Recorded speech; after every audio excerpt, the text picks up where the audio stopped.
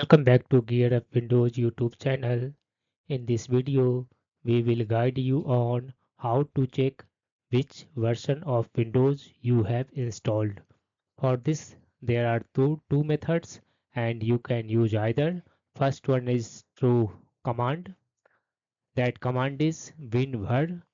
To execute it, press Windows plus R key on the keyboard. This will open Run dialog box. Here type winvar. I will put this one command in this video description also. After typing this one command, click on this one OK button. This will show version of Windows. Next one is through settings app. For that, click on this one start button. Then click on settings. Under settings, select system in the left sidebar. On the right, scroll down to the bottom and click on this one about option. This will also show Windows version under Windows specifications section.